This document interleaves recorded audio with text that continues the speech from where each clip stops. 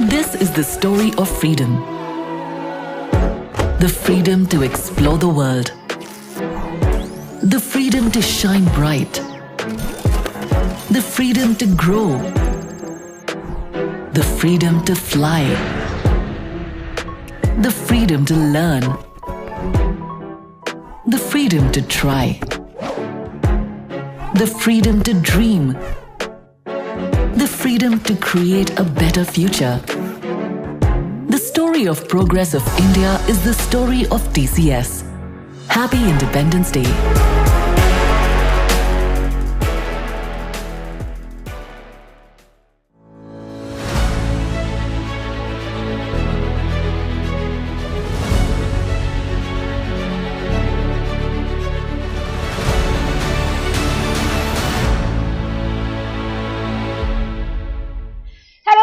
Warm welcome to this special show. TCS Studios presents Transforming India. The story of progress of India is the story of TCS.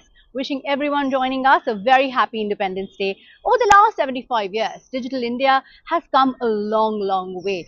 From transacting in paper shares to digitally transacting at the click of a button, to carrying wads of cash, to actually transferring funds again at the click of a button, from standing in lines for pension or for your passport to getting your pension in your account directly or getting your passport in just 24 hours. The stories are beautiful and we at TCS are proud to be a part of this journey.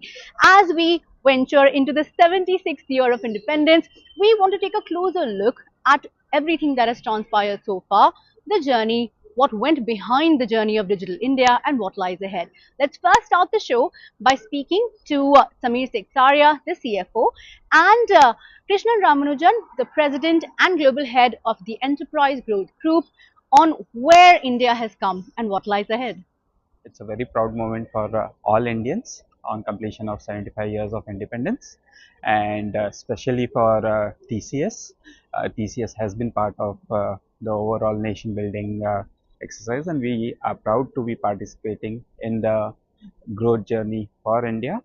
And personally, having born in the 70s and watching through the progress which India has made in the last 40-45 years, it brings me immense pride and pride. Wishing you all a very happy Independence Day. I think it's a great milestone, the most sparkling of which is that as a child of the 70s and the 80s, to see the India at 75, I could not have imagined this when I was a child. So India at 75 is a land that made hundreds of millions of dreams possible. Right. So yes, these dreams that you're talking about. So how has technology sort of, been the backbone of, fulfilling these dreams and creating jobs and, making India digital? So in many ways, technology has been the key enabler of this transformation for India, either in terms of economic opportunities and growth or in terms of people's own advancements. Fundamentally on the basis of automation. Obviously in our industry, technology has played a very big role in lifting tens of thousands, if not hundreds of thousands of people and associated families to the next higher state of society. And so even beyond our industry, whether you take manufacturing, even agriculture, many of those industries, technology has been at the forefront of all the revolutions that have happened. Right. So at TCS, we believe that, the story of the growth of India is the story of TCS.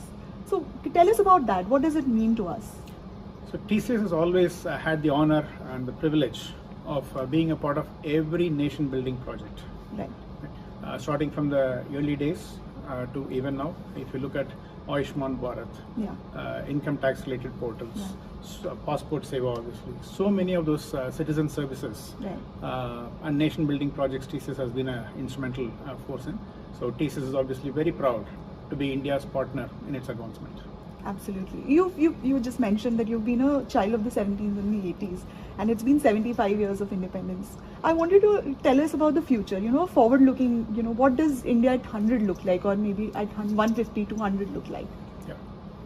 My dream for India at 100 would obviously be probably the number 2 economy in the world, if not number 1. Absolutely. And an economy in which there is no poverty, there is no illiteracy, and great social cohesion and harmony, and a very prosperous country that the world looks up to as a role model in terms of advancement and global citizenship.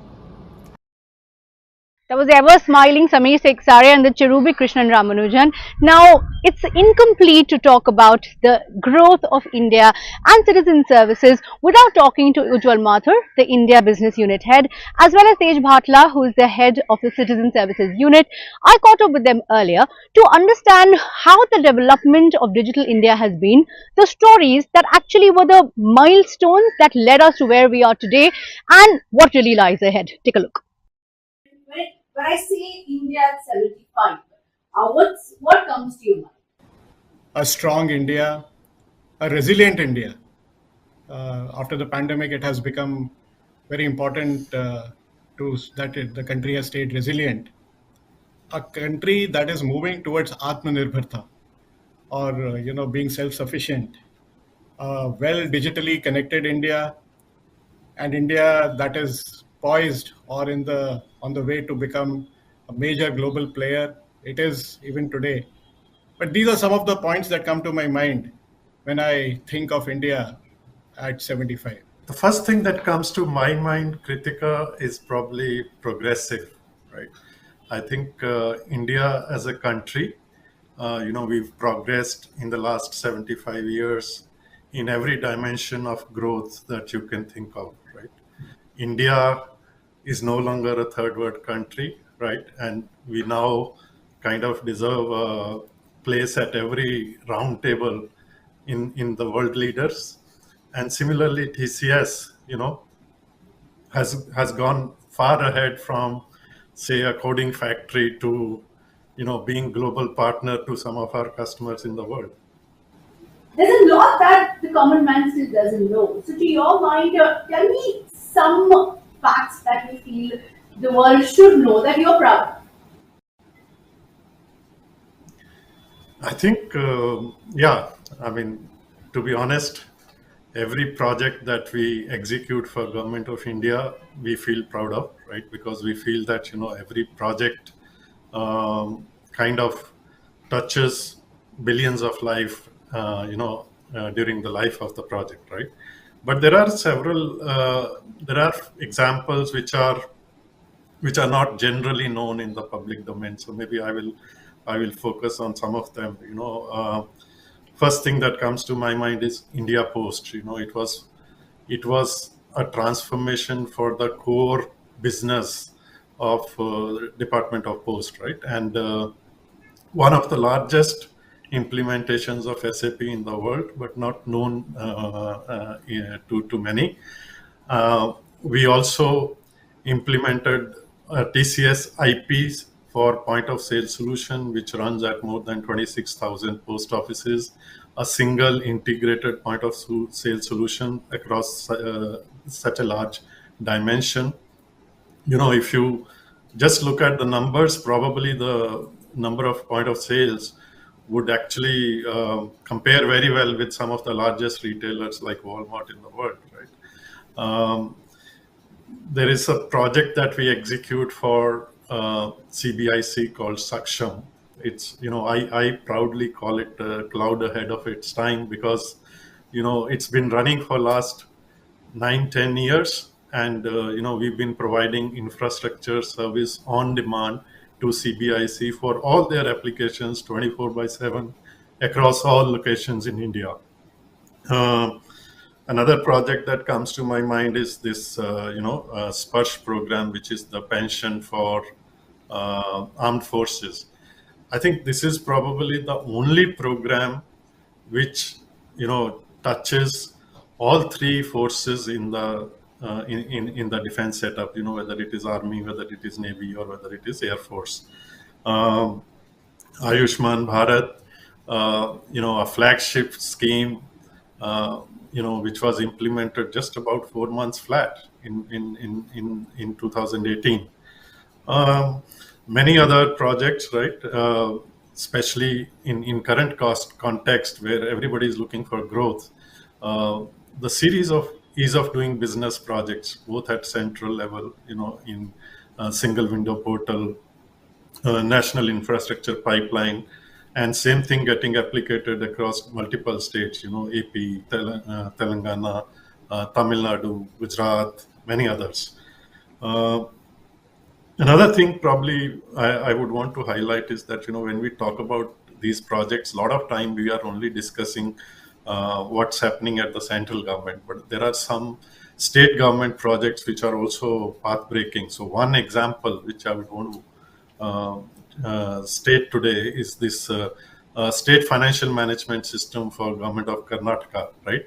It's a project which has completely transformed the way the state transacts all its financial transactions. Whether it is government to government, government to citizen, government to business.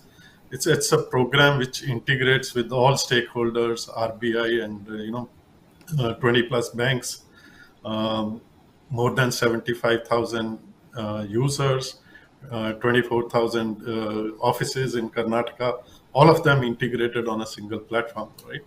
These are some of the examples which are, not so well known, but we feel very proud of to be a part of these. Someone once told me that, if TCS were to take like a day-long break, some 70-80% of BFSI in the country may not work for that particular point. So tell me a little more about that.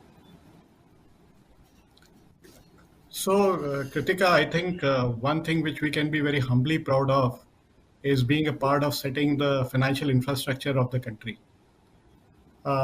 Whether it be the banks, I think we work with more than 200 banks in the country, or the insurance companies. I believe, as per our own estimates, that 2/3 of general insurance claims go through a TCS system.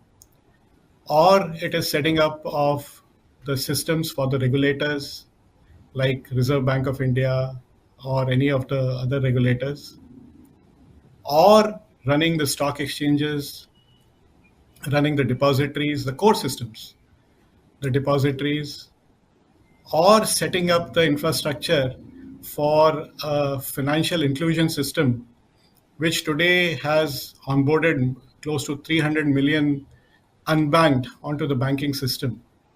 So all these have formed the financial backbone of the country, and including the key processes that make the payment system in the country survive, like the NEFT, RTGS.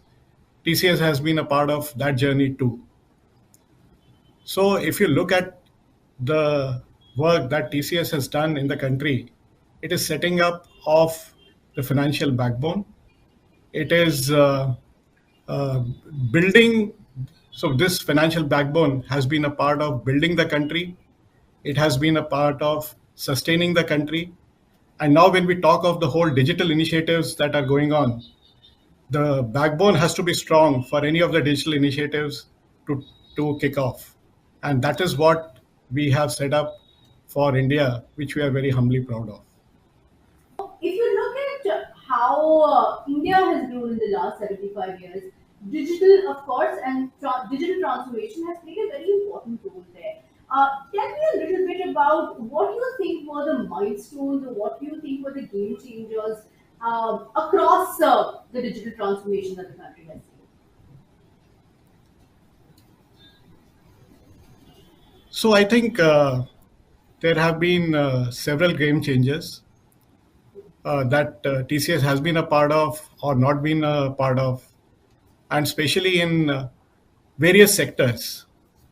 So if you look at the financial services sector, the establishment of 24/7 RTGS, NEFT has been a game changer. The whole financial inclusion has been a game changer. The focus on lending in the MSME sector has been a game changer, because I think the MSME sector is a sector which is so important for the country to grow. So that has been a game changer. The direct benefit transfer of or digital transfer into the bank accounts of individuals, of the not so able or not so rich people is a game changer. Then the technical enablement through technology for agribusiness and for crops has been a game changer. The setting up of marketplace for farmers is a game changer. The whole citizen services is a game changer. If you look at it through the pandemic, the whole establishment of COVID app was an absolute game changer that has been done by the government of India. The online assessment, the online education is definitely a big game changer. The implementation of UPI as a payment mechanism is a revolution in itself. Then you have different IoT based systems, you have drone based technologies. So, a lot of things have been implemented that have really changed the country in a big way. And going forward, we'll be able to see more and more of such revolutions that will take us to the next level. Okay, so there's, like Utpal was saying, and to me it seems like digital seems to be the backbone in a very big way for the development of the country. So, in that case, to your mind, what's next? Let's be a little more immediate about it. Say, what are the innovations in the next, say, immediate decade that you would want to see or you aspire to see that are, going to be the next game changer, so to speak? Yeah.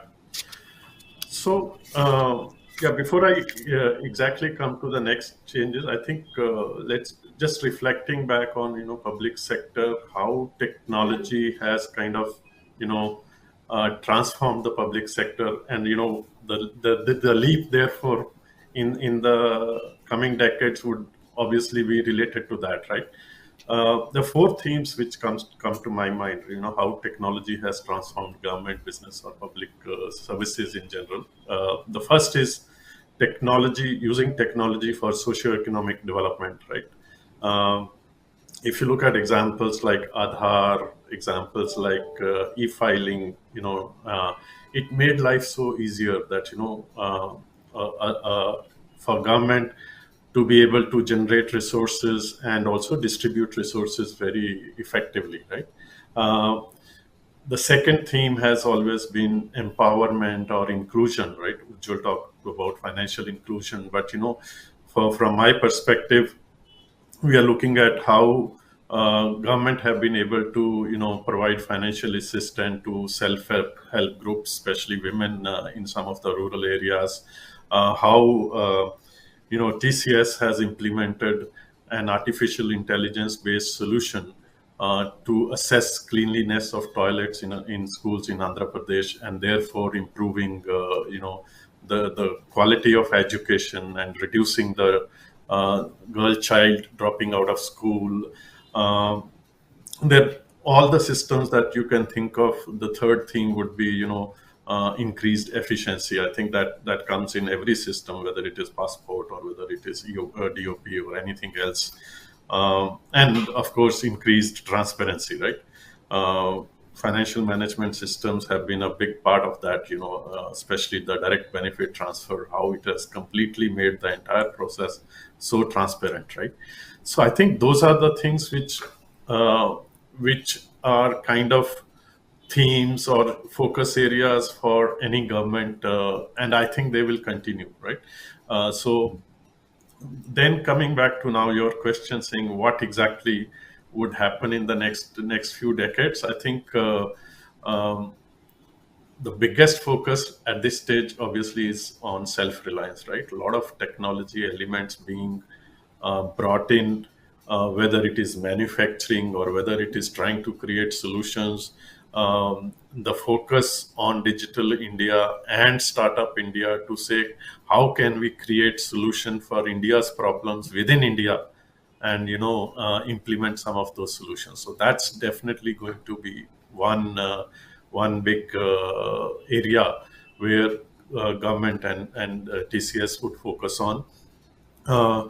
The technologies like cloud, IoT are only from a government perspective. I'm saying it's only beginning to kind of take a shape in some of the projects, right? So those are the areas where a lot of focus would be, whether it is railways, whether it is defense, whether it is agriculture. I think that's the areas where we see a lot of focus in the coming decades. Technology for environment, right? Sustainable environment. What technology solutions can be implemented? India has obviously committed to very audacious goals from UN overall development goals perspective. So that's another area where I think there'll be a lot of focus in the coming decades. Okay. Actually, I would like to add on, Deepika, I would like to just add on one or two points here. So just going by what Tej said and what I had mentioned earlier, the biggest game changer in the country has been the telecom revolution, because none of these things would have been possible if there was not a telecom revolution. And you have 2G, 3G, 4G, and now 5G speeds coming in. So we owe it to the telecom industry for all the revolutions that have taken place. And the future, if I can just add to what Tej mentioned on the government side, it has to be a absolutely integrated system all across. So if I go and apply for an Aadhaar, I should automatically, if I don't have a PAN number, I should get a PAN number. It should directly allow me to get a passport if I don't have a passport, the license, and automatically open a bank account. So the way I envision is an absolutely integrated digital India in the future, where the lives of people will become much more simple going ahead. So if I want to interpret the two of you correctly, digital is going to now, at least in the future, be better integrated to make lives better. But there have been these new age concepts, from metaverse to driverless cars to perhaps robots replacing a whole bunch of, or rather aiding a whole bunch of jobs across the world. So, Ujjwal, first tell me, from a corporate India perspective, tell me the big dreams. India at 100. What are the things that we can actually achieve? Oh boy, India at 100. I would see India at 100 very differently. Poverty-free India, uh, obviously an integrated India, an India that is world number one in all aspects, and India where literacy is next to 100%, and India where people are healthy and the health index is extremely high. Happy India, India that can defend itself against any aggression, and plus remain peaceful and integrated India. So India at 100 is a big dream, and I really look forward to living in that India. Not that I have any issues in living in this India. I'm very happy here, but that's an India that one could dream of. Okay, so the same question to you, Tej. Your dream for India at 100, and the mind-boggling tech innovations that are probably underway right now that could become reality in the future. What do you think we as a country and as Digital India can actually achieve? Sure. I think,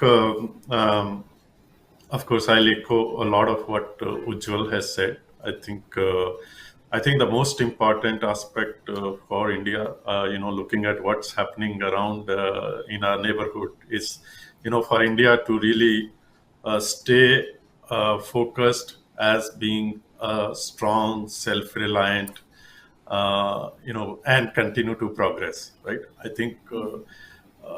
As I said, progress will happen in multiple dimensions, but I think, we are already seeing many positive aspects of progress when we look at countries around us, right? So, very progressive, complete, let's say, digitally transformed India in next 25 years. That should be the India at 100. A healthy India with a, as I said earlier, which continues to be playing an important role at every global forum that we can think of. Okay. Ujjwal, I know cloud we've spoken about to an extent. Cloud has already done the disruption that it has to do, but do you think that that's going to play an important role in the future for the next 10 to 15 years across citizen services and corporate to be able to be the underlying factor that you need to achieve the rest of the transformation? No, absolutely. Cloud is here to stay, and it is here to grow. And using cloud, I think as TCS also, and within India, we are building a lot of products and platforms using cloud as the baseline. And it could be a TCS cloud, it could be a public cloud, private cloud, any kind of cloud. But cloud-based applications are absolutely on the rise and growing exponentially. We have, as a unit, we have also invested in building quite a few platforms. Like if you look at the TCS lending platform that we have built, and it has been implemented in quite a few places now, including some of the very large banks, where the entire retail lending portfolio is coming on TCS platform.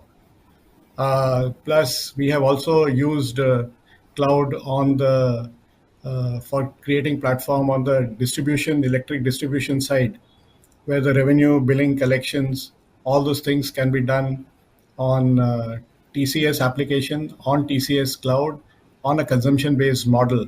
And we have implemented the first one in Arunachal Pradesh. So cloud is going to be the baseline.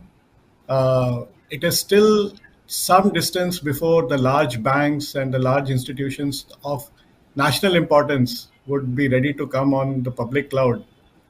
I don't know when they will be ready. A bank like State Bank of India or any of those large banks moving to a public cloud, their core banking systems is something we'll have to wait and watch when that happens. But Kritika, cloud will continue and it will only grow as per what I see. Since you spoke about lending and securitization, before I go back to page on this, tell me a little bit more about how important the lending and securitization platform is for the country, because it is something that TCS is very proud of. We do want to start talking about it more, but help us understand why it is important for the development of the country as a whole and the role it will play, or that you envision it playing in the long run. So lending in this country is broken up into two. One is structured lending and the other is unstructured lending. A lot of people still go to the local money lender to get money. But if you look at the structured lending, it is broken up into the key banks which do the lending aspect of it. And then there is a whole plethora of NBFCs, or the non-banking financial institutions, as we call them, where the whole money lending is a big part. And money lending to the MSMEs, to the SMEs, is gaining a lot of importance. And the focus on MSMEs is extremely high by the government. So to keep the country running, to ensure that there is a flow of liquidity within the country, it is very important to have very strong lending platforms that provide you ease of use for lending, that provide you ease of use for audit. They provide you ease of use for the whole process flow that happens, integration with credit agencies, integration with a lot of other factors that go into lending.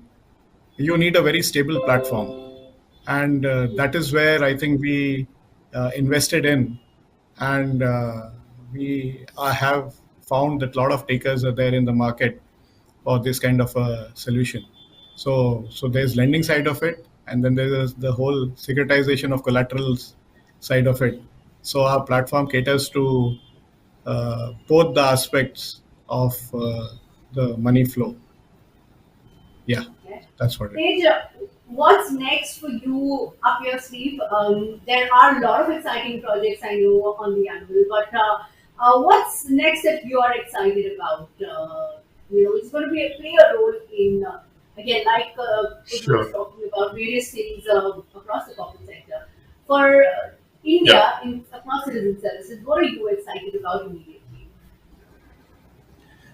So, so I think as citizens, become more digitally savvy and feel empowered because of services which are already in place, I think demand for IT solutions from citizens' perspective is only going to grow further, right? So things like we've talked about e-passport earlier.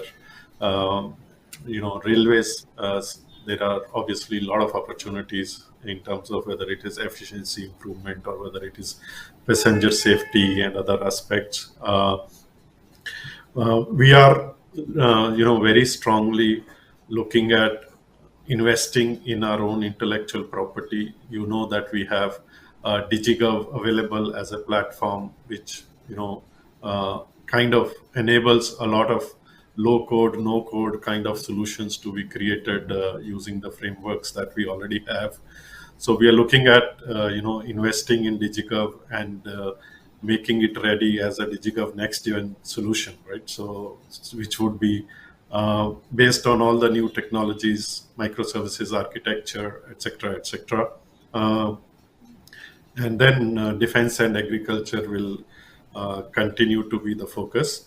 So we are really looking at artificial intelligence and automation, and looking at us and government making continuous efforts to what I feel would be to move from digital India to an intelligent India going forward.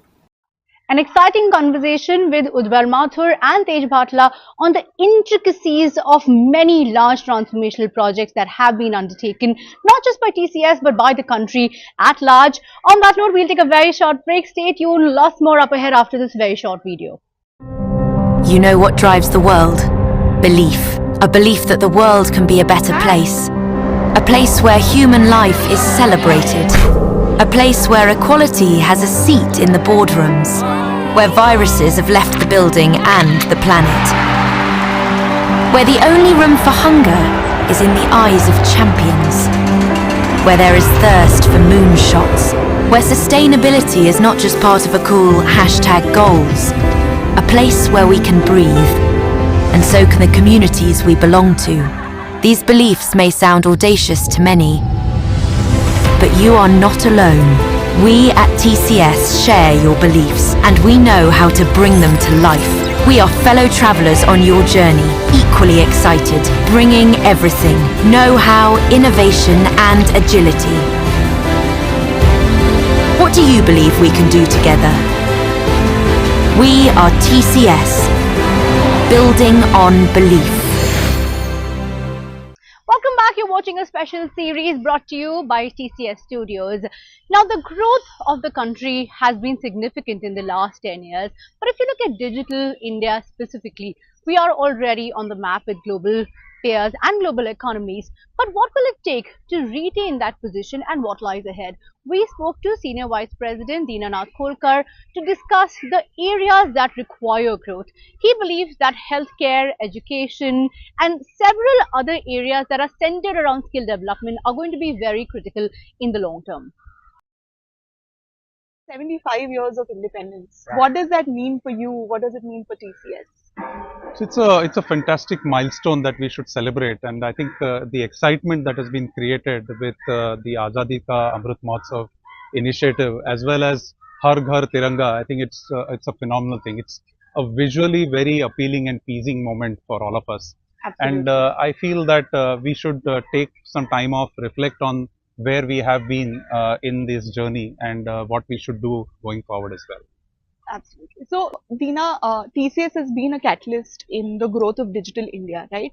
And you've also been closely associated with some of the transformational projects. So, can you walk us through some of these transformational projects that we've done for India?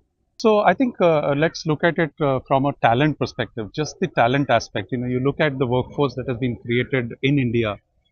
We should be very proud about the contributions we have made to the education ecosystem in India, and specifically building out talent in computer science and various other fields. I think TCS has played a very crucial role. Right from the days Mr. Kohli initiated various things in the country towards skill development, towards adult literacy and various other things, to the current digital initiatives that Rajesh under his leadership has played a very crucial role. I think that's very fundamental. And we have also taken this not just to the urban locations, but also to the rural locations. So I think it's a very big difference that we have made. And then there are various of the initiatives that you look at, be it the Passport Seva Kendra, the entire financial ecosystem of India has been predominantly enabled by TCS. You look at the healthcare ecosystem which is there. You look at the ION ecosystem that we have enabled. I think it's a very proud moment for us as an organization that we have been associated with so many transformations, so many digital initiatives that we have been a part of. And I think each one of us as TCSers should feel proud about it, especially when people come and tell you, look, here is something which I have experienced, and then you can say, look, yes, we have been part of that journey. Would it be right to say that, TCS built the digital backbone of the country? Yeah, absolutely. It is not just the backbone, but we are the DNA. I think we should really be very much there in all part of what we do for India. And as I've heard Chairman and I've heard Mr. Tata talk about that, Tata's did what was right for India, and I think TCS just carried on that in its right spirit. And we were the technology powerhouse have been the powerhouse for many years. We initiated things and we have enabled that entire ecosystem, not just TCS, but our partners, our competitors, we've enabled it. And we have done it because it was right for India. And I think that is a very, very big thing for us, especially celebrating this 75 years. Now, I want you to take a step back and talk about the COVID-19 pandemic. That is when the country needed us to step up, and TCS did step up. So, can you tell us what all we did for during the COVID-19 pandemic? Yeah, so a few things I would like to call out, especially all the administration, especially in large cities, required help. And many of our associates volunteered, right from gathering data to building applications to enabling startups to play a crucial role in creating solutions and stuff like that. So there was things which were at a operational level, getting things right. But there was also advisory committees, our CTO Anand and a few of the folks from the research organization played a very crucial role. And one of those initiatives where my team was very closely involved was the implementation of the data marketplace. When you look at the COVID pandemic outbreak, we were largely dependent on the COVID testing kits which were imported into India, and the cost was quite exorbitant. And if you look at the transformation that has happened, a 3,300 rupees test is now available for 300 rupees, which is quite significant. And the core to it was to enable that ecosystem of component creators to product manufacturers to the consumers of that product. I think deploying that as part of the CCAMP setup that the Principal Scientific Advisors Office created, it was a very proud moment for us. And getting that done in a very short time period between July and September was another key thing. And I think initiatives like these really defined what we were contributing to the country. Something very interesting, very specifically in the city of Pune, we actually helped to create a digital twin for the entire pandemic data. And, while we talk about digital twins in context of business and things like that, but creating a digital twin for the administration to look at the data and then take decisions on lockdowns, on various things that they were doing was quite phenomenal. We've talked about the past, 75 years of independence, but I wanted to talk to us about the future. What will India look like 100 years after independence? I feel that there are a great many opportunities to make a difference, and at a core fundamental level. Okay, and if you have read Chairman's book on Digital Nation, it talks about education, it talks about healthcare, and if we just take these areas, there is tremendous amount of opportunity for us to make a difference, and these are very core for any country's success. And as JRD once said, that I want to see India as a happy country. And if we really have to be a happy country, we have to be a healthy country, we have to be well educated, we have to be looking at some of these things. And I think digital has an ability to scale things significantly. And as Dr. Mashilkar says, we should not look at leapfrogging, we should look at pole vaulting. And the pole, the length of that pole is what will define how high we will jump and how quickly we will do that. And I think digital is that pole for us. And I think TCS being right at the center of the entire transformation journey that we are leading will play a very crucial role in. Deena Kholkar there talking about how our talent ecosystem and healthcare are going to be important growth drivers. We will take another very short break on that note. On the other side, we get you a power-packed women's panel and we understand the growth of manufacturing, R&D and engineering with a senior leader. Stay tuned.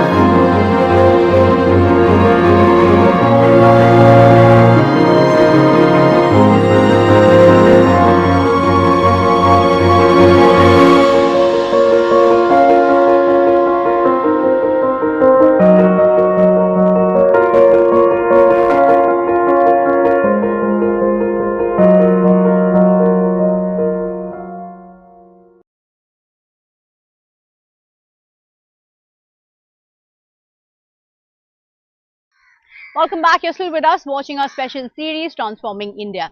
Now, when you talk about the growth of India, you'll be remiss to not talk about diversity. Diversity has become an important conversation in every single walk of life, be it in the political corridors or in boardrooms. But it's important to really understand, yes, women have left no stone unturned.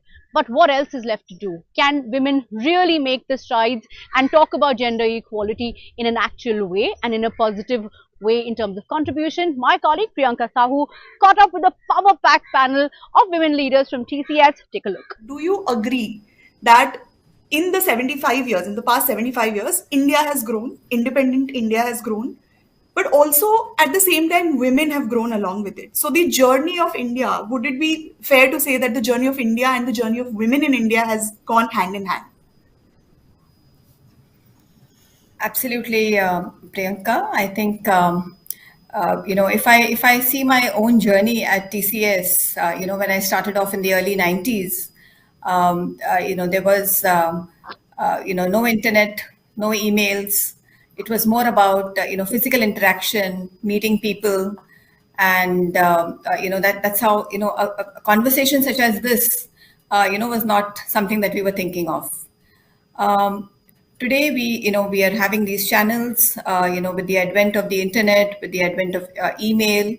I think over the last 2 years, we've almost run all our business, using technology.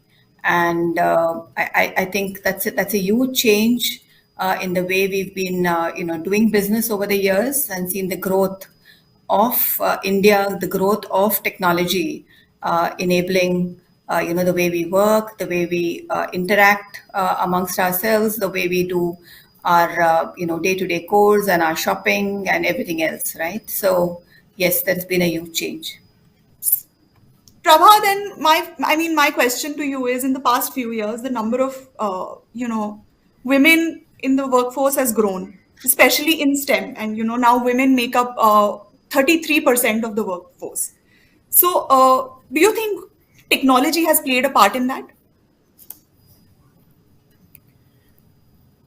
Yeah, I think technology is, of course, a major enabler for women entering the workforce, and for not just women, I would say, for youth, and for anybody who wants to start a business or work in their own interest area.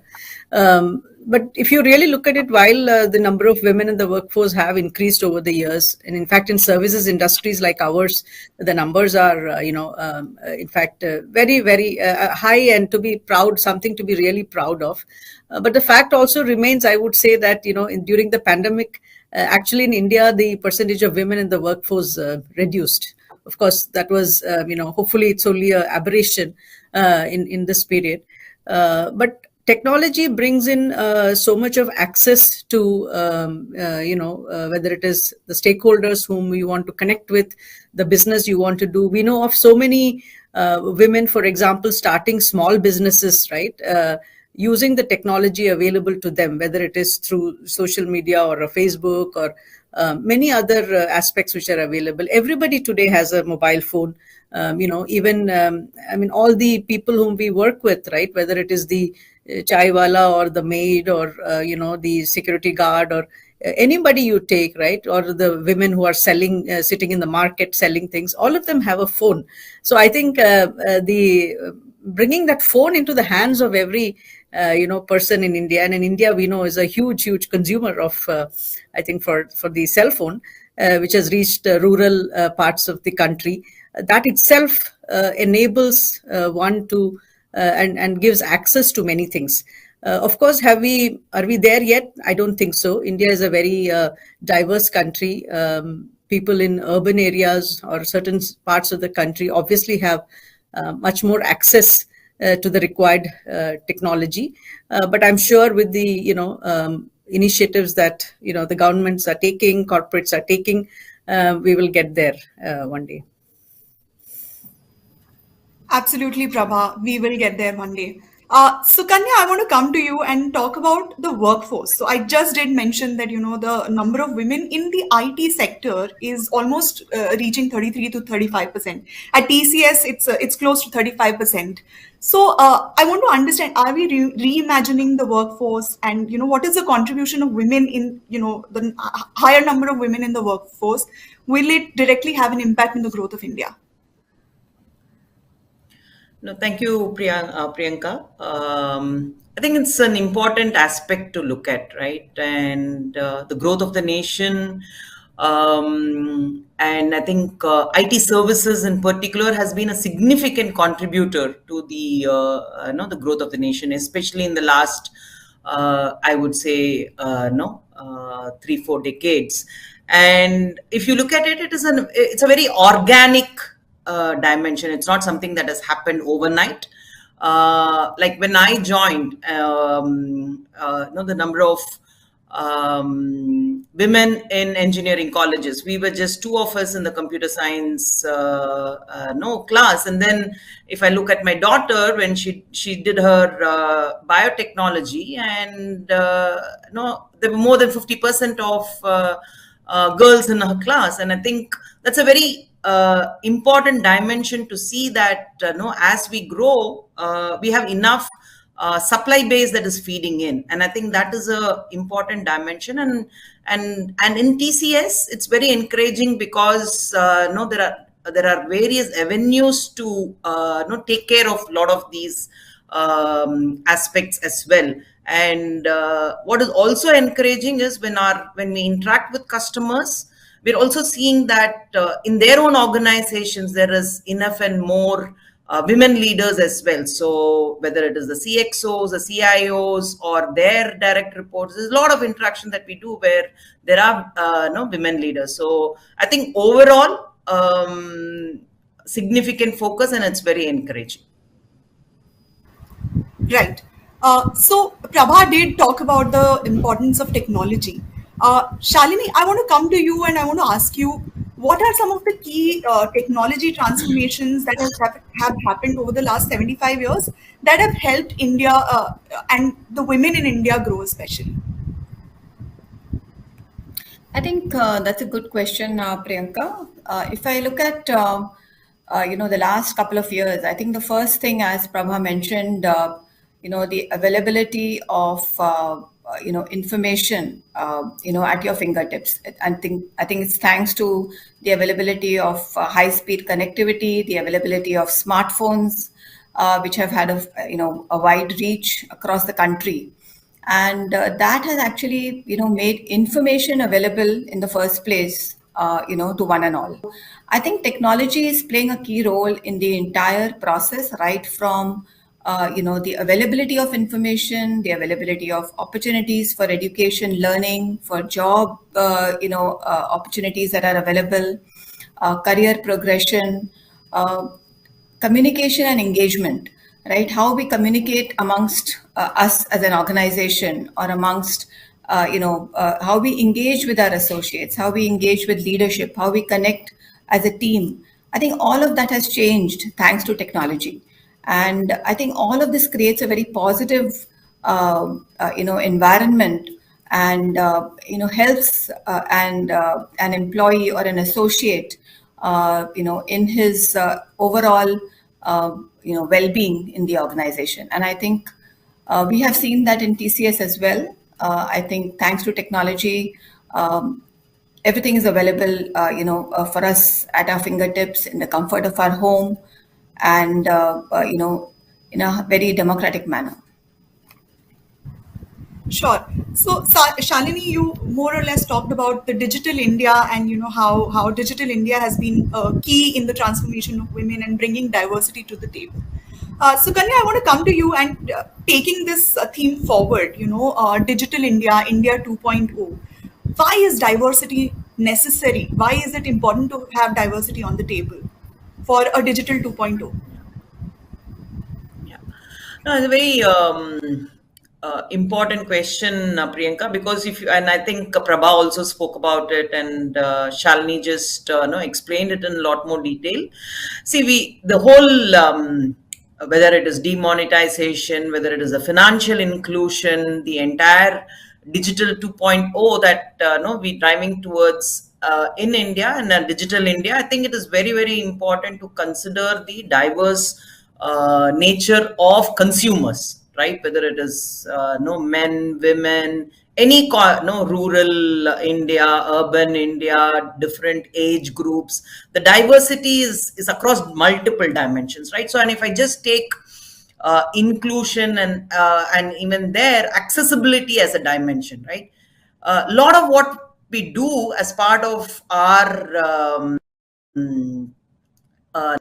services that we also product development in that context, it's important to understand what dimensions diversity plays, right? If I just take accessibility as a case in point, it's very important to look at accessibility by design. So which means that are the diverse consumer set able to use what we render on a mobile application, or what we render on a portal, or even our TCS.com website, for instance, right? So a lot of these are very important, because otherwise you're just assuming everybody will be able to use it and use it the right way. I've been told that retention of women is also something that we are very good at. So tell us about some of those initiatives that have worked really well for us. Yeah, no, I think first and foremost, so when I joined TCS, and we were probably about 4,000 or so in TCS, and I think just I'd mentioned earlier, whether it was the college or TCS, I think none of us were very particular about, there is very few women in the boards, or there was no sensitization at all about the diversity quotient. And I think in the last decade or more, this has really become very, very focused. Firstly, there is a lot of sensitization that has happened, which means that all of us have our antennas up on diversity being an important dimension to consider. Whether it is in terms of project teams that we have, whether it is in terms of proposal teams that we work on, or whatever, right? So sensitization is important. Conscious effort that is made to retain, to engage, to understand, the possible pain areas, problems that the diverse workforce would have, whether it is women or any other, local geography, workforce that we may have. And I think also there is a conscious effort that, we in the leadership team do, is to ensure that there is no performance based no movement that happens, right? And I think that is where an important dimension to look at, so that nobody is no looked at for a role more because it's a he or a she there, right? And I think TCS has consciously done that. And one of the things that I like that I'm seeing now in the last year or so is there is an effort that goes in to bring back women workforce who have had a break. And I think that fundamentally is a has been a challenge for many of us. And I know Shalini, Prabha, all of them have have tied it through, right? And when we get married or when we have children, it's always a no infection point in all our minds, right? And it's a societal responsibility all of us have, which we can't shy away from. But at the same time, if you've made a choice to be part of the mainstream, build a career, and want to focus on work, I think there is always, and the good part in India is we have a very strong support system. We have a family cover that actually can provide a lot of, take care of a lot of responsibilities that the women need to do. So I think with that tying in, TCS going full haul on trying to recruit actively women who have had a break and encourage them to come back, I think is a very, very important thing to look at. My last question, and it's a fun question. You can choose to answer it whichever way you want. This is to all three of you, but we'll start with Shalini. A message that you want to give to your future self. To my future self. Okay. So I think it is. It's for all women. It's for everyone. I think it is. It's all about the passion, right, that you have in what you're doing, and the ability or the willingness to work hard, to realize your potential, and to just go after your passion. I think that is what every woman should do. Just go after your passion. That's my message to everyone. Absolutely, go after your passion. Prabha, over to you. What's your message to the women watching today? I think it's important to realize that the sky is the limit. Really, there is nothing that you cannot do if you want to do it. So take risk, look at what you want to do, learn, work hard, and you will be as good and better than anybody else. That's a beautiful message. Sukanya, your message. No, I think for me, what I would like to convey to the larger audience is that I think it's in the mind, right? And whether it is men or women, I think all of us need to look at the context we are in. And as Shalini said, I think whether it is the passion, raise to the occasion, and the potential, I think we'll have to set out to do that. Whether it is for in the workspace or in your larger family life, I think all of this is equally important, and there is no compromise in one or the other. Three amazingly inspiring women talking about the kind of strides that we have made and what more needs to be done. We also caught up with Rego Ayaswamy, the Senior Vice President of TCS, to talk about how manufacturing, engineering and R&D has developed and the strides that are still left. Let's take a look. Over the last many years, at least the last one decade, we have seen massive transformation when it comes to the digital landscape across manufacturing, Research and Development and Engineering. Today, we have with us Raghu Swami, the Senior Vice President and Global Head of IoT at TCS, to talk about how that area has developed. Raghu, thanks for joining in. My first question to you, as I was saying, the sector across manufacturing engineering is vast and has evolved massively over the last 1 to even 2 decades for that matter. To your mind, how or what are the main changes that you think have happened, considering the fact that manufacturing is sort of the underlying sector above all others for that matter? I think TCS as a whole played a very, very great role in shaping the leadership of IT industry as well as digital adoption in India. But particularly, as you have mentioned, in the engineering, manufacturing, and R&D sector, TCS has played a very, very inclusive role in this country in shaping and bringing some of the new technologies. I would like to go back many decades ago, in the early 1990s. TCS went and signed an agreement with a company called McDonnell's Douglas to actually bring in the 3D CAD technology to India and provide that technology to many growing organizations at that time. So we used to work with Hindustan Aeronautics Limited, we used to work with Rail Coach Factory in Kapurthala, and many industries to bring some of the leading technologies in several decades ago. We are also working with a number of programs where technology is playing a very critical role. For example, the smart grid area, how we can really bring in AI and intelligence to the smart grid operations, to actually do outage managements and load shedding, and how do we avoid unwanted failures.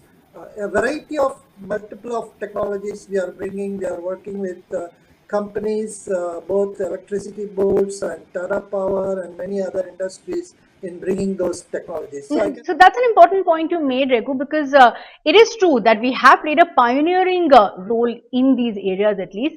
Tell us in that case, what to your mind are the transformations that have actually changed the game and put us on the global map? Internet of Things, Industry 4.0, smart manufacturing, some of the work that is required for digitization of the geographical information systems, smart grid. Many of these are the technologies that drive the efficiencies, that drive the ability for these businesses to reimagine their operations and bring out new business models. I would quote an example here. We work with Hindustan Zinc Limited, which is a leading zinc and other aluminum manufacturer, and where we worked with this company to actually recast their supply chain, and from the point of source of the material, bringing it into their factory and then putting that into their inventory, and really combining a total solution using IoT edge technologies with sensors, RFID tags, and many other latest technologies are built and integrated into one solution for this customer. And it's a very interesting engagement where this is kind of global standard that is getting implemented for a company in the Indian context. It has actually won many awards in many of the forums, this joint project between TCS and Hindustan Zinc. Another interesting area is the area of EV, because that is something that the country is adopting in a big way. But what role will tech play in the transition, in the transformation, and kind of enabling India to brace for that infrastructure? I think, as I said, the way we see from the digital perspective, there is a number of initiatives that is happening that would probably push more and more adoption and more technology absorption in the day-to-day life. It's not only day-to-day life, but even across industry, whether it is if you take the automotive industry, we are now going in for electric vehicle adoptions. Electric vehicle adoption will lead to a lot more better emission control as well as connected cars, which basically you will be able to communicate with those vehicles and get data back. So the technology will be adopted by all the vehicle manufacturers in India. In fact, as I see it, the entire two-wheeler industry has already started adopting some of those connected technologies. We see that AI in terms of education, AI in terms of healthcare is becoming very relevant and very adaptable to multiple use cases. And especially with the pandemic, we have seen that having the digital backbone, having the information at the right point of consumption, and also be able to use technologies which would provide us access, for example, with video monitoring and remote monitoring of healthcare equipment. Many of that is actually allowing us to redefine. This is not the way it was done in the past, but we have now the ability for us to redefine it. So we see that possibilities will continue to expand, as we go along. So, Raghu, we are celebrating India at 75 today. Let's take India at 100. What's your dream? What's your vision for the technologies that we only think about right now, but that will perhaps be a reality then? If you really look at the way things are emerging, technology is playing a great leveling kind of role in this whole transformation. So we are able to provide access to people who never had access. Take just one example. If we are able to completely transform the education aids as well as the way we can educate our entire young population, because we have the tools, we have the technologies, and we have the methods by which we can reach to them, and the bandwidth and the whole technology that can enable, the skill level of the entire country will go up. Actually, when we have that level of any country that is going up in the skill level, will actually take leadership position in the global map. And our ability in India is the quick adoption of technology, be it a rural person or be it a skilled technical person. We are proven repeatedly that we can adapt and adopt new technologies in a very fast manner. And that means we are able to bring a variety of industries, variety of people, variety of age population, people, everyone into a common framework, and that is going to really continuously upgrade our GDP growth. We will definitely cross our 5 trillion target. We will go up further from that, and I really see that India will be, if not the number one, but it will be a top leading country because of the technology that is actually changing and bringing the latent potential that is there within our country in terms of resources, people, and the capabilities. Technology will manifest it in the next 100. With that, it's a wrap on the first episode of Transforming India. The story of progress of India is the story of TCS. Now, this was just the first episode. We will be with you every Monday at the same time, same place. So keep watching us. Next episode, we'll be exploring the close partnership between research and academia and what more can be done for the development of the country. Catch you then. And once again, wishing everybody a very happy Independence Day.